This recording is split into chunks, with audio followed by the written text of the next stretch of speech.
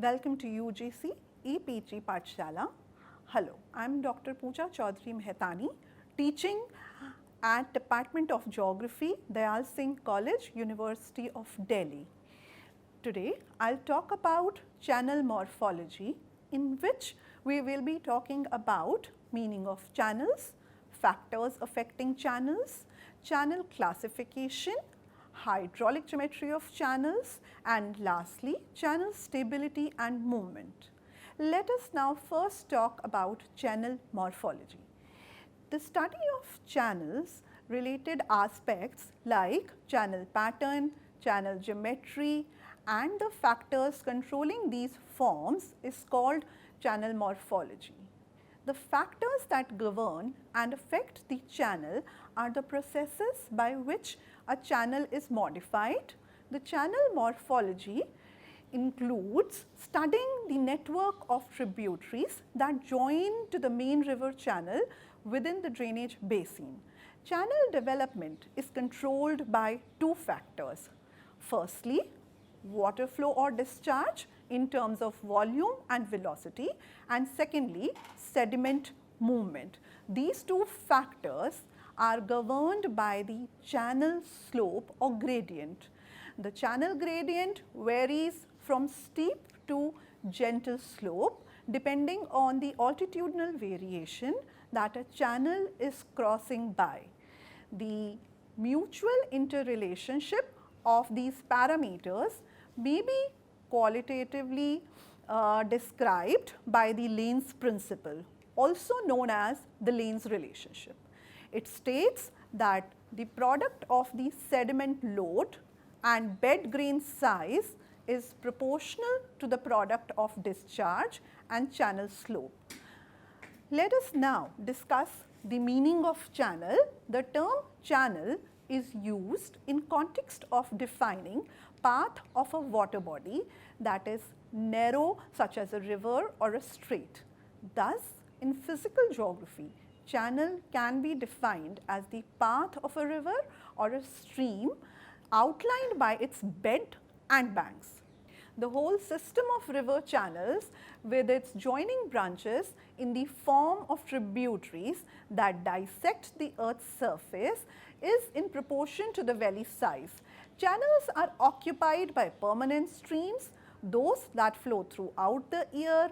Some have intermittent streams and some have ephemeral streams which are active only during and after the rains.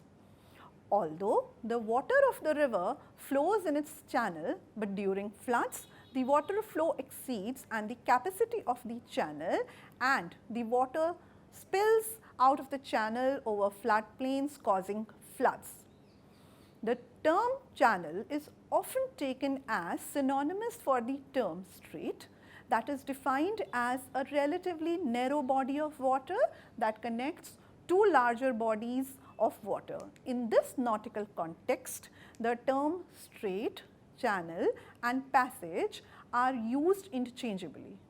For example, in archipelago, the water between islands is typically called a channel or passage. For example, the English Channel is the strait between England and France. We shall now see the channel structure. Channel structure consists of channel banks, channel bed and thalweg. The channel bed is the main path taken by the river through which it flows.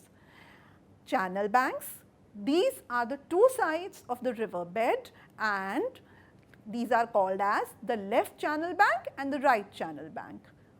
Thalweg, it is continuous line that joins the lowest points in a stream channel. Now, let us see what are the factors that control channel morphology. There are three set of factors that control channel morphological aspects, such as channel pattern, channel movement. First set of factors are called as independent factors. Second are dependent factors, and third are boundary related factors. Independent factors. These are the factors that are imposed on the watershed. These are related to landscape aspects and control channel morphology such as geology, climate and human as shown in the figure. The geology of a watershed is determined by process acting at the landscape and can include endogenetic processes such as volcanoes and tectonics, and to a lesser extent surface processes such as erosion, deposition. Within a watershed, these processes control the distribution, structure and type of bedrock, surfacial materials and topography. Climate is also regarded an independent factor at the landscape scale, as it is decisive in controlling the amount of rainfall and water flow in stream channel. Human action is the third factor under independent variable that affects the landscape and can also significantly alter the watershed conditions. The geologic conditions, the climatic factors and human conditions to which a watershed is subjected determines the dependent landscape variables of sediment supply, stream discharge and vegetation. An additional important independent variable is time. The second set of factors are independent factors. These are those variables that respond and adjust to the independent conditions. Channel morphology is the result of combined influence of these dependent landscape variables and the channel responses to the changes in these variables by adjustment in one or many of the dependent channel variables, as it is also depicted in the figure. Sediment supply is determined by frequency, volume and caliber of material delivered to the channel. Stream discharge includes the frequency, magnitude and duration of stream flows. The variability in stream discharge, both temporally and spatially, exerts a large influence on channel morphology. The third variable that influences channel is riparian vegetation, as that controls banks erodibility as well as near bank hydraulic conditions and is also a source of in-channel large woody debris, also called as LWD. Classic models depicted channel morphology as primarily a function of stream flow and sediment transport rate, where transport rate equals sediment supply for equilibrium conditions, but those models did not explain the role of vegetation or other boundary conditions which play a crucial role in determining channel morphology.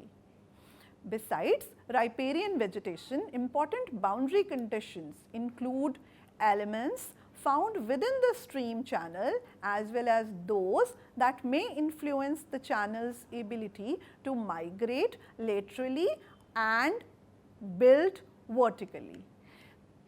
With this, we talk about third set of factors, boundary related factors. The boundary conditions include channel gradient that is controlled by valley slope as the maximum possible gradient that a stream channel can have is dependent on valley slopes and bank composition and also structure, which influences banks erodibility as determined by sedimentology and geotechnical properties of the material bounding the channels. Bedrock and other non-erodible units such as co-alluvial material, compact tills and lag glaciofluvial deposits, which may limit lateral and vertical channel migration and determine stream channel alignment. and erodible sediment stored in valley bottoms, in floodplains, fans or terraces.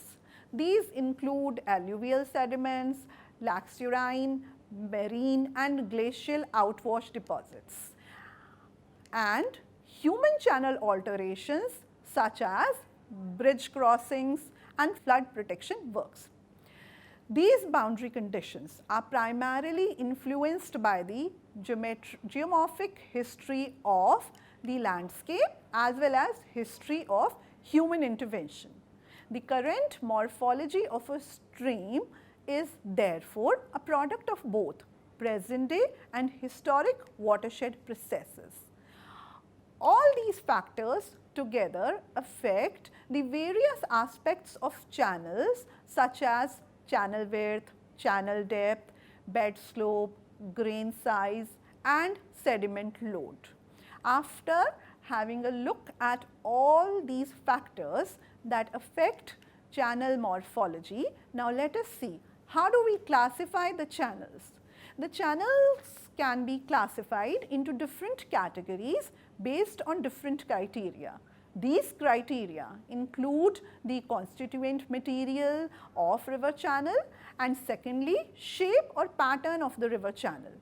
The pattern of the channel is described as channel form. Channel exists in a variety of forms. There are a wide variety of stream channels based on its forms such as single thread sinus rivers, wandering rivers or meandering river channels, braided river channels, etc. that are enclosed by the materials of its bed and banks. First, let us discuss the classification based on the constituent material.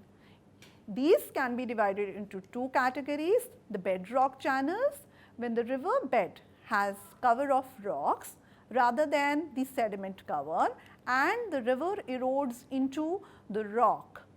These are called as bedrock channels. These are the channels that flow through non-erodible materials, for example, bedrock, coarse colluvium and non-erodible glacial deposits and their boundary conditions, and to dominate the channel morphology. This type of channel usually has a limited sediment supply and a morphology that is largely determined by the structure and composition of the material through which it flows. Bedrock channels, for example, frequently run along strong faults or other geologic planes of weakness within the rock. Overall, these channels are relatively insensitive to disturbances, including disturbances from changes occurring upstream, such as the channel that is relative stable. But bedrock channels are very effective at transferring disturbances from upstream to downstream reaches. The second category of channels based on the constituent material are alluvial channels. When the river cuts the river transported rock debris or alluvium, these are referred to as the alluvium channels. These channels are more regular.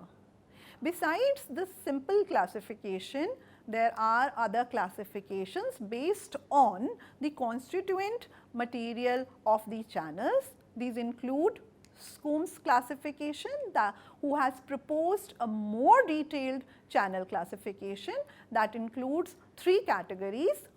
First, bedrock channel, second, semi-controlled channels, and thirdly, alluvial channel. But this classification was found to be not addressing the variable geotechnical properties associated with the landforms. To address this, Kellerholz et al. Has suggested another categorization that is based on the materials that determine channel bed and bank strength and the channel's threshold of erodibility. Based on this, three categories of materials constituting channels could be identified. First, non-erodible material channels, semi-erodible material channels, and thirdly, erodible material channels.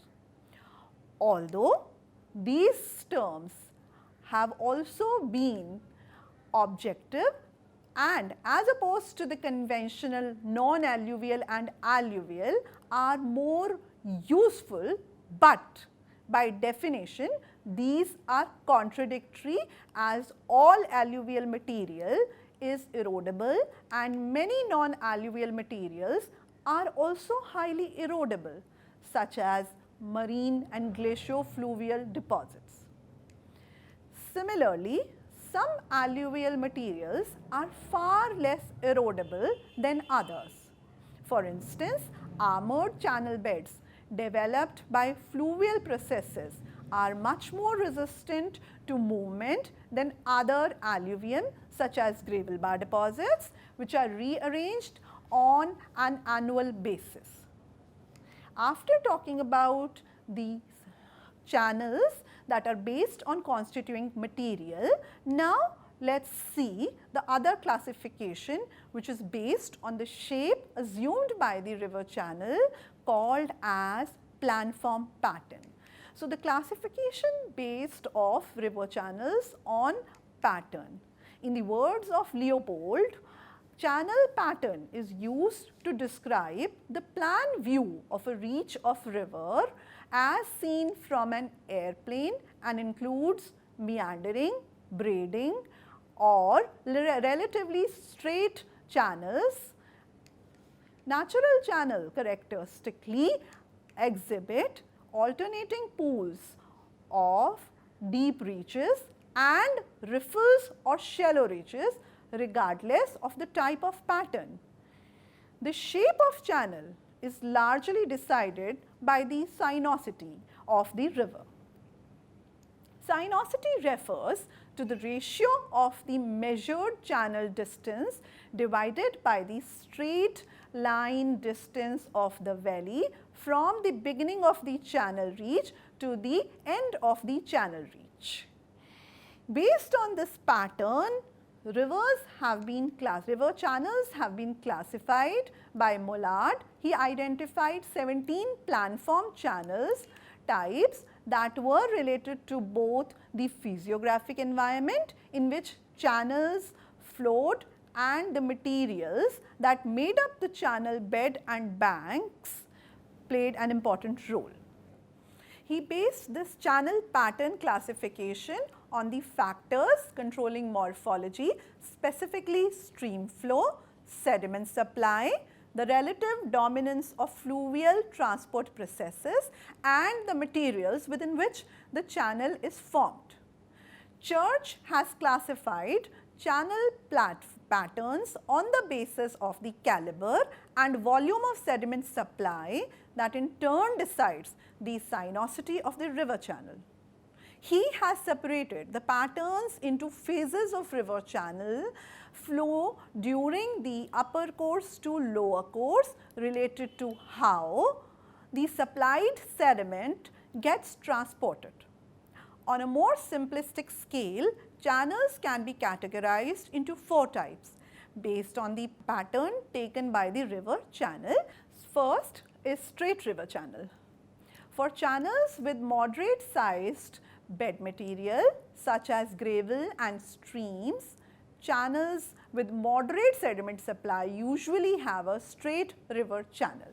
Sinus river channels, these are those channels that have slight bends with the increase in the sediment load. The channel of these types are called sinus river channels. Thirdly are the meandered river channels. As the supply of sediments exceeds the channel's capacity to transport the additional sediments, the channel may take a zigzag shape called as meandering channel.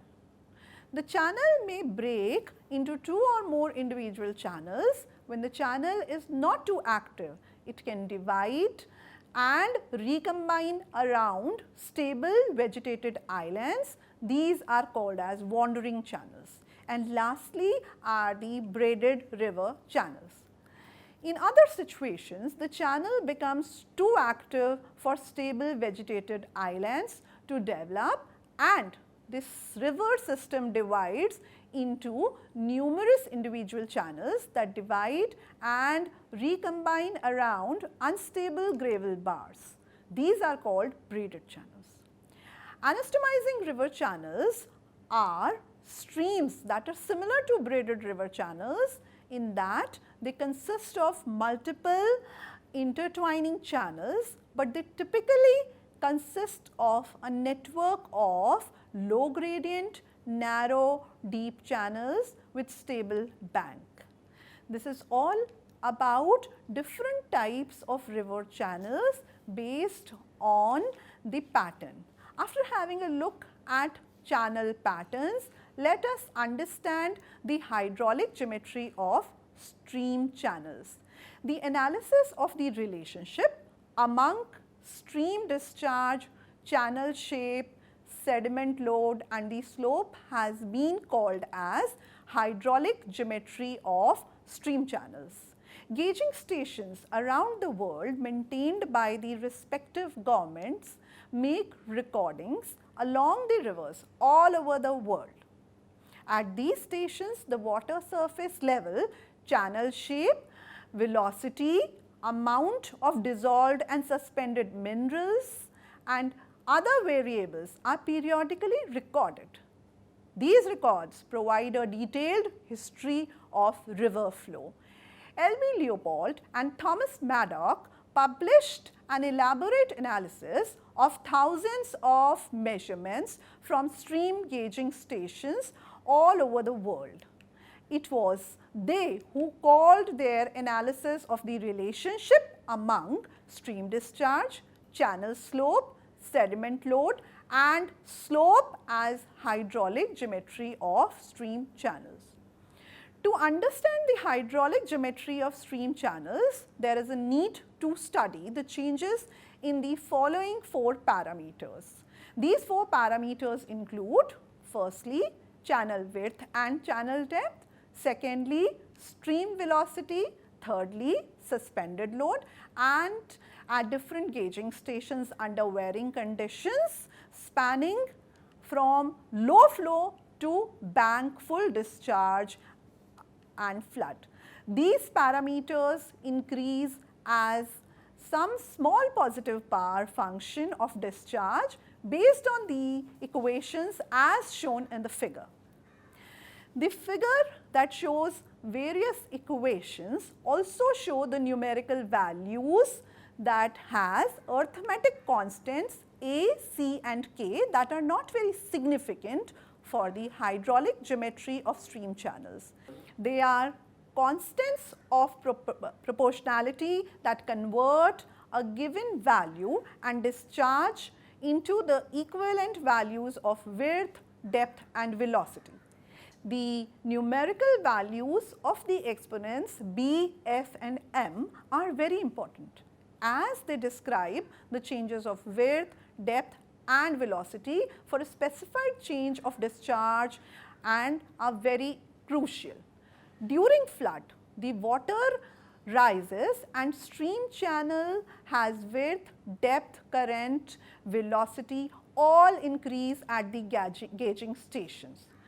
This clearly supports and gives evidence that during the flood situation, as the regularity of the average changes drastically. In a downstream direction, the changes in a channel shape and stream velocity are more significant as was emphasized by Leopold and Maddock. River discharge in humid area increases downstream. They proved that as mean discharge of a river increases downstream, channel width, channel depth and mean current velocity all increase.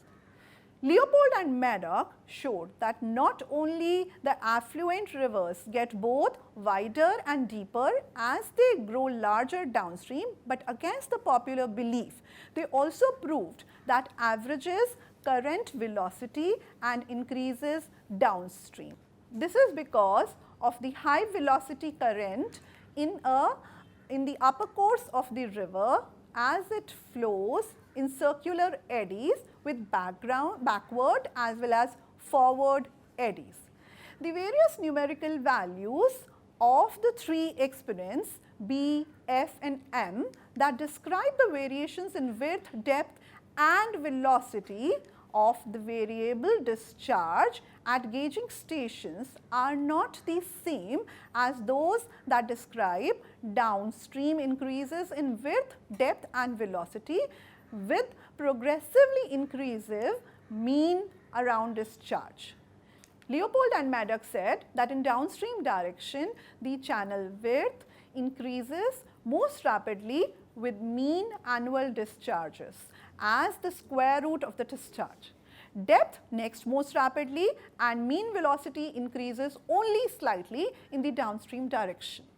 Leopold and Maddox proposed that the increasing depth downstream permits more efficient flow in a river and compensates for the decreasing slope, thus providing a slight wet increase in velocity at mean annual discharge. Thus, the channel width, depth and velocity change with the stream flow, and against the popular belief, the velocity increases, though only slightly, in the downstream direction. In the last section, let's understand about channel stability and movement. Channel stability refers to the channel's propensity for vertical or lateral movement. Channel stability keeps on changing as the sediments gets deposited or gets carried away. These deposits can be either on the banks of the stream or in channel deposits, resulting into alteration in channel patterns. Detectable changes in channel patterns indicate important changes in both the watershed and the factors controlling morphology. Researchers can use the evidence of channel changes as proposed by geomorphologists as an indicator of the environment health of the watershed. Each channel type responds differently to changes in sediment supply or discharge. These responses can be of two types, including either vertical shifts called as aggradation or degradation as visible in the upward or downward position of the channel bed, and or lateral shift that is called as the sideways movement of the bed banks. It is evident by old or abandoned channels on a floodplain. Now let's talk about the first kind of channel movement, vertical channel shifts. Channel width to depth ratio keeps on changing along with the variation in the sediment load vis-a-vis transportation capacity as there comes an increase in sediment supply beyond the transport capacity of the river. Sediments tend to get deposited and this is referred to as aggradation. It leads to an increase in the width to depth ratio of the channel and the level of channel stability decreases. This is clearly visible in the aerial view of river channel where one can see an increase in the size and extent of sediment depositions within the channel over time. In the cases where the sediment supply is less than the transportation capacity of the river, sediments are washed away. This results in degradation of the channel. The second movement is lateral channel movement. Displacement of the channel laterally across a valley flat surface also indicates variation in the conditions upstreams. Lateral movement is often caused by either progressive bank erosion or channel avulsion. Progressive bank erosion is the result of sediment aggradation within the channel or can occur simply from natural meandering processes. Whereas, unlike channel erosion, channel avulsion is usually a relatively sudden and major shift in the position of the channel to a new part of the floodplain. called as the first order avulsion. A sudden reoccupation of an old channel on the flat plane, which is known as the second order avulsion, or a relatively minor switching of channels within a braided channel or other similarly active channel, called as third order avulsion. Lateral channel movement influences the riparian zone, which is the zone of interface between the land and a river channel, eroding some areas and building up others. The channel boundary conditions and the relationship between the stream and the valley through which it flows will determine the limit of lateral channel movement. If there are no constraints imposed, such as valley confinement, bridges or dikes, and the valley that is filled with erodible material, then the channel is usually capable of eroding across the entire extent of the floodplain.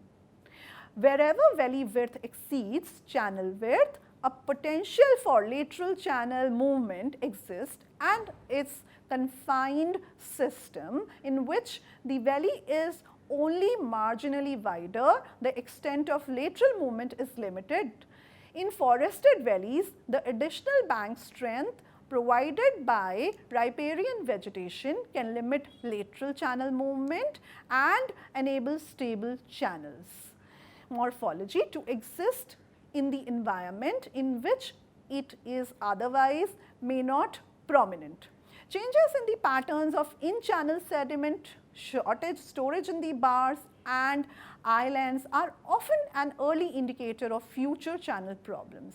So, we can conclude by saying that braided channels are amongst the most active of all the stream channels, characterized by rapid lateral migration rates and often undergoing net vertical aggradation. That's all for this session on channel morphology. Thank you.